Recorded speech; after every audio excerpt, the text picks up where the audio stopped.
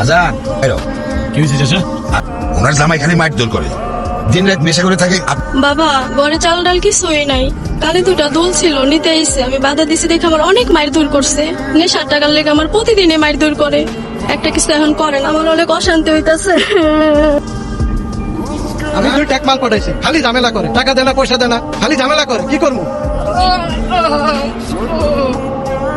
আমার মারতেছেন কে? কি করছি আমি? নিজের বউয়ের গায়ে হাত তুলতে তোর হাত কাঁপে না? ও আপনাদের কাছে বিচার দিছে? হ্যাঁ, তা আমার বউ, আমি মারি আর দড়ি, এ আমার ব্যাপার। যেই মেয়েরে তার বাবা রাজকন্যার মতো বড় করে তোর হাতে আমানতের মতো তুলে দিছে, তার গায়ে তুই হাত তুলিস? এত সাহস তোর কে দিছে?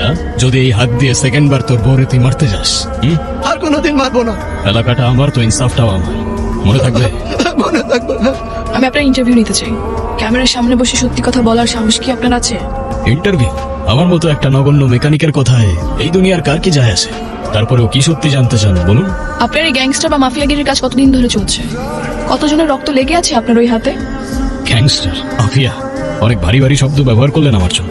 আমরা তো সামান্য মেকানিক, গাড়ির মেরামত করি। তবে হ্যাঁ, ঘরের মানুষের চোখের জল মোছার জন্য মাঝে মাঝে কিছু মানুষের মেরামত করতে হয়। এই গ্যাং নিয়ে প্রকাশ্যে মারধর করছেন, আইন হাতে তুলে নিচ্ছেন, আপনার কি তাদের জন্য একবার মায়া হয় না? আপনার কি মনে হয় না আপনি সমাজের জন্য একটা অভিশাপ? আপনার ভুল ধারণাটা আমি বুঝতে পারছি, কিন্তু আগেই তো বললাম, মানুষের চোখের জল মোছার জন্যই আমরা মানুষের মেরামত করি। আমাদের এই দরবার মানুষের জন্য, কারোর ক্ষতি করি না আমরা। একজন জলজান্ত খুনি বলছে সে নাকি কারো ক্ষতি করে না। আমাকে এইটা বলুন, যদি আপনি কিছু করেই না থাকেন তাহলে ওই লোকটাকে আপনি এভাবে কেন মারলেন? কি করেছিল উনি? বিচার করার আগে অপরাধের ইতিহাসটা জানতে হয় সাইরা সাহেব।